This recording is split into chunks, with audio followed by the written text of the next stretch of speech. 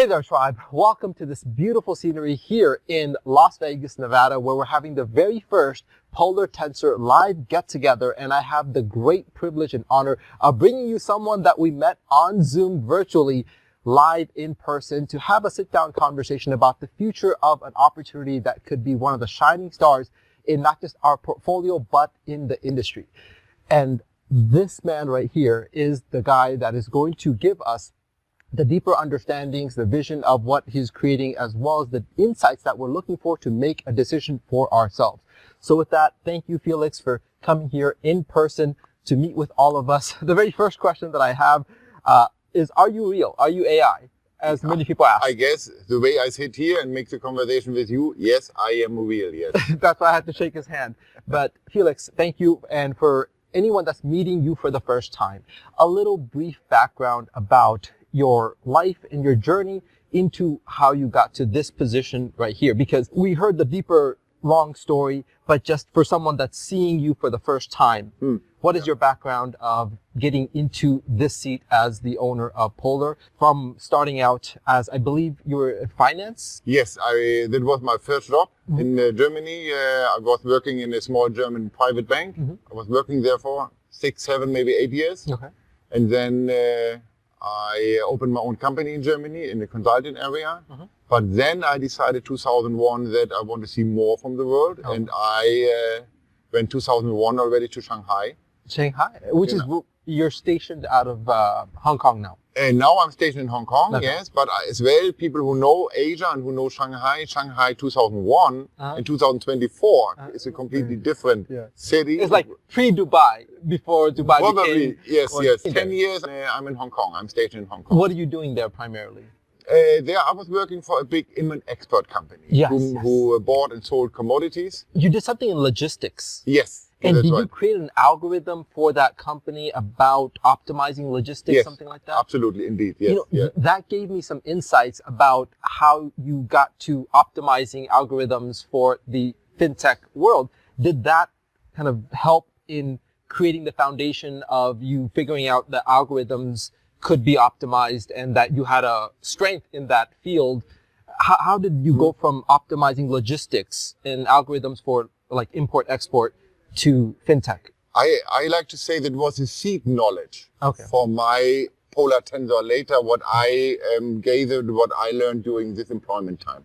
Yes, I programmed AIs for supply chain management, supply chain optimization, warehousing, everything what comes there together on information. And then later I stumbled over cryptos and then I put both things together. That's amazing. Now let's dive into, we see that you have a credible background that leads you into how you got to where you are. You said you worked at a bank. Yes. What was your role at the bank? There I was working in the ship financing department. Oh, ship the financing. So actually something else, but at least I had a solid background like this. In Germany we say Ausbildung. This you don't have in other countries. It's like a 3 years entrepreneur thing in a bank where you learn everything from A to Z inside a bank. Then you get a kind of degree at the end that you are a certified bank person, and then you go over and work as a normal. You have the pieces that make sense of how you got to where you are. You were saying the seeds of Polar Tensor, because being in finance, being around algorithms and figuring out how to combine those, first and foremost, what is the meaning behind the name Polar Tensor, and what is the big umbrella of many, branches of, I think, the Polar Foundation? Yeah, Polar, Okay, Polar, actually, it comes from the word polar star. Is, leading us since ancient times through dark and difficult times. And this kind of symbol I wanted like to the take North over. Star. The polar star, the brightest star on the planet, I think, in the Western Hemisphere, what we always see in the North. This is a word where I then make this creation around. And Tensor, I think, as far as I know it correctly, is a multi-dimensional containment inside the AI system. Okay. I know it's a very technical term, tensor there. I tried looking it up. That's why I wanted to ask if it had And Polar has a big advantage. It's in Spanish, Italian, French, German. We all can pronounce Polar. Polar is an easy word for every language. Outside of the name, what was the first version of Polar that was it an algorithm that you started to use for yourself? Yes. How did it get to, what was the baby step? What was the first time where you felt like you had something that was working, that A, you were comfortable using yourself, and then B, you wanted to open it up? Okay, maybe I answer your question in a different way. Sure. Why I wanted to do that. Okay. I have seen that emotions in professional tradings are a mistake. Yeah. You know, fear, greed, all these things, what we know from us when we trade, we are angry about something. Yeah. And I wanted to take this feeling out of the equation and let only data speak. And therefore I said, okay, try to build a bot first. Only something what helps me to make the right decision when to buy and when to sell maybe as cryptos. A personal use. You know, for me, only privately. Oh, you wow. know, in a small house, in my house, I wanted to, have some support for this because crypto is, it's big, it's fast, it's global and difficult to grasp it actually because so many information go inside. And that is the way this was the starting point. And then I could there not foresee that Polar Tensor will come out later, but over step by step, the little baby started to walk, started to run, sprint. You speak of something that I think all traders have faced, which is emotions getting in the way of a set of rules you set for yourself. That if the Bollinger Bands are like this or whatever EA or whatever the parameters are, that I will only trade within these parameters. And even then, when you see yourself at a loss, when you see maybe greed kicks in or you're trying to revenge trade or all these things, the rules go out the window and then emotions take over.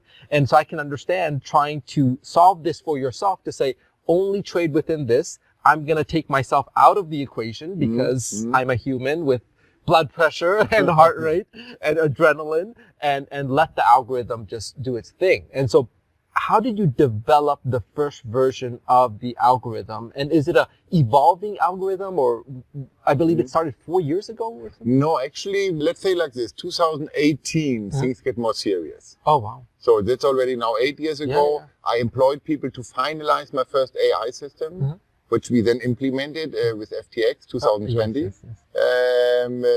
Of course, we all know this story. November 2022, I opened my laptop. FTX was gone. So, option was not in failure.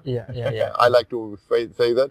Then I decided that we want to work with Binance together. What was the biggest crypto exchange with the highest liquidity. And then we improved our software again. We put all these little expert agents inside. Before we had a different system.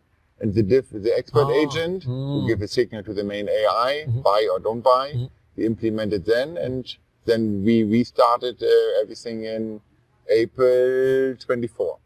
April 24. With Binance? 2024, 2 years ago now. Okay, 2 years ago. Okay. Then a year later, I decided, hey, my system runs profitable and stable. That was for me important. After a year of testing. Then I said, okay, now I can open it to private investors, institutional buyers. And then everything came later. We have to open the company, apply for the license, registrations. And now we are in the market for the affiliate since 2 months and 2 weeks. Wow. So not that long, actually. We had our kickoff middle of February. That's incredible. And this is the first event here in early May. A few questions about when you entered into Binance. Was it, you mentioned you guys reinvented the algorithm, made tweaks to it, made improvements to it. Was that primarily you, your team? Who's we? Okay. I don't like to take the credit completely. I always say we as a team. Yes. For example, people in my company. Important is the infrastructure in Binance. We have to get the infrastructure right, and this I didn't really know how to do it, how to really get our speed up. And there our DevOps guy, who is in charge of the infrastructure, he gave me their great input. Okay. So a combination of people. And secondly, when you entered, after FTX went down, you still had some funds. I believe you were withdrawing funds. It was only privately. That was no only company-wise. Basically. No, actually, it was private, actually. And yes, luckily, I withdraw some funds on my hard wallet. This was later the seed money for Binance. Otherwise, I could not have started it. With that seed money, I believe it was 2 million Actually more, because we still had to buy the BNB coins. Ah, yes. They are around $3 million already. Oh, wow. So we needed around better rates and I guess, advantages with Binance. I think you need to hold like 5,000 BNB. 5,520. I deposit from the first day because we needed VIP level 9 from the first day. If VIP level 8 is not good enough. So, but that wasn't involved in the trading. That was just set aside. No. So I believe 2 million was for Cash, the trading. And then in 18 months, I believe you grew that to over 100 million? Yeah, roughly. Is that right, with the same polar algorithm that we're getting access to now? Yes. Or a different one? No, it's the same algorithm, yes. May I ask how? Because you're averaging 22 roughly % a month. Yeah. Aggressive compounding, or how did you get from 2 to, does the math work out to that if you just keep letting that grow over 18 months? No, one thing, yes, compounding is a key word. Yeah. We can compound every day on daily basis. Okay. We didn't pull out any funds. Mm-hmm. And then, yes, our system was running stable. Mm-hmm. We had months for 10%, and we had months with over 30%. In average, around 20, 21. Any losing months? No. Losing weeks? No. I'm really proud. Never a losing week. Yes, we have losing days, of course, even consecutive days. Oh, really? Now this is what I like. The day we announced that we want to go public, it was, I think, the 16th or 17th of February. We had 2 consecutive losing days. First 2 days? We had this before, but on the day I want to announce my baby to the public, and I opened the box, 2 times red. Yeah, wow. So that was... But anyway, I was not, anxious or nervous. I know the system will turn. That is only in accident. These 2 days are losses. It can only get better from there. Yeah. My first day was actually a loss, and I found it refreshing. At first, I thought it was a mistake. I contacted my friend who I was like, "Is this a mistake? It says negative." But then when I understood, I was like, "Oh, that's really cool." Most companies don't show the negative; they hide it, they mask it, they give us a false illusion that everything's okay until it's not. And so I like when other companies speak of transparency, they're showing the trading, but it always tends to be winning. It always tends to be positive growth without showing us the losing days, and it's really refreshing to see that. I want to wrap up with understanding where we are right now in this very first event and what the plan and vision is moving forward of a company that is just in its infancy of getting to market, because there's so much that you guys have set up in infrastructure, which is another question about like the Polar One, the possible expansion of the ecosystem. There seems to be a lot that is in the plans. I basically revealed the master plan, I think last week, when I announced that we open our Polar exchange, our own crypto exchange. Wow. And this is actually the master plan behind it, that we need a community.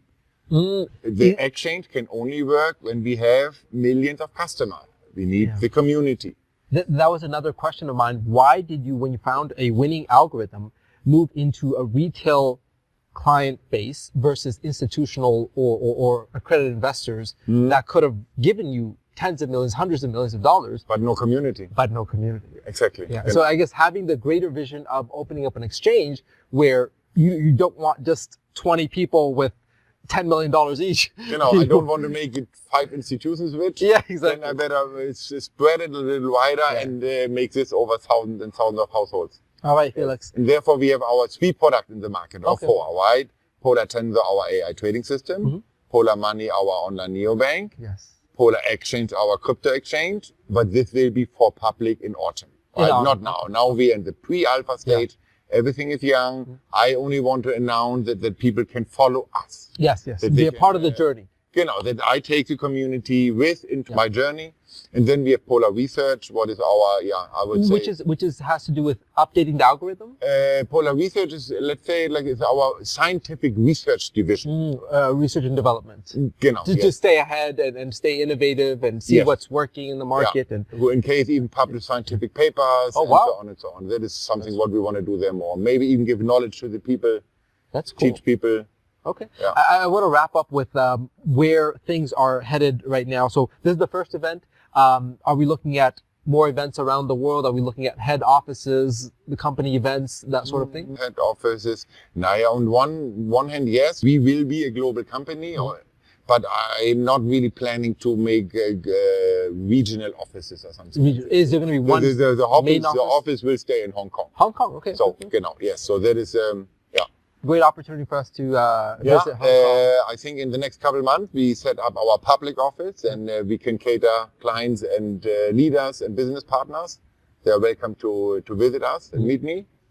Offline events. Yeah. So yes, we have the first this weekend, tomorrow in Las Vegas. I'm already nervous, excited. For me, it's not normal to stay in front of a crowd of 500 or 1,000 people. No, you're more behind the screens. You can do I feel that your intelligence. Yeah. I let the leaders do. But we make a roadshow in Germany, in Europe. Oh, really? Yeah. I will go. You'll be there? Yeah, I will go from city to city. Frankfurt, Stuttgart, Munich is confirmed, Vienna. Then we fly over to Madrid, Barcelona, and Malaga. Will those be in native languages or English? Germany, it will be in German language. I was just saying, in case you have people, you can possibly send it to And in Spain, of course, we work with translators in Spanish. Yeah. Then, no? Awesome. Yeah. So this has been just a sit-down conversation with someone who is not an AI, a real guy with a real company, with real trading, with real plans. And I'm extremely grateful to be a part of it, extremely grateful to bring you guys the information for your own assessment and due diligence and diversification should you want to participate with us on an ongoing, evolving journey of something that has tremendous potential but is delivering here and now.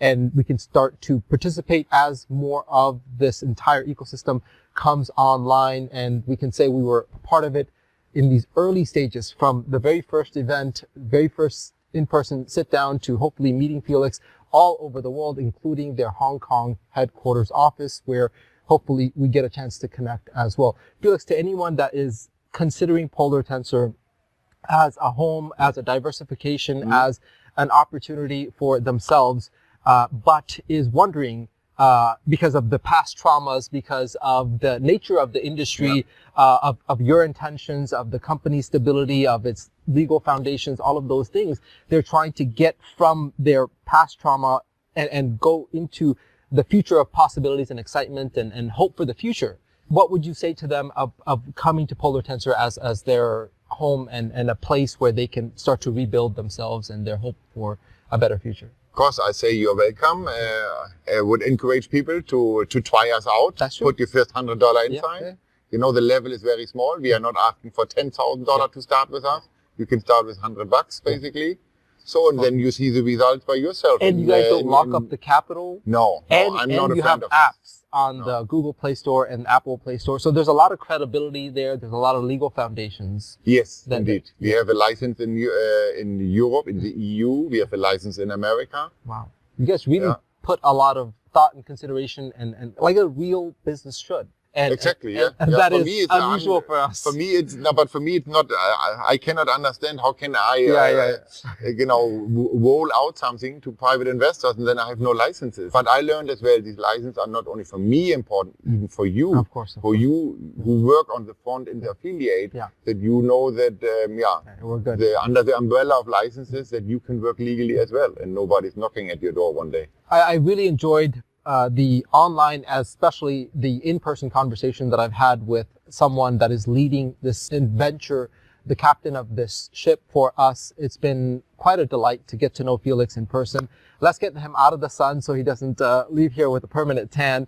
To everyone that is looking at this opportunity, I'm extremely grateful to be a part of it, and you can include it in your own journey. As always, we're coming together to discover these wonderful gems of opportunity to help people with big hearts achieve big wallets. With that, we'll catch Felix at the event happening this weekend and then across the world. Thank you again, my friend. Yeah, welcome. See you, Polar and beyond.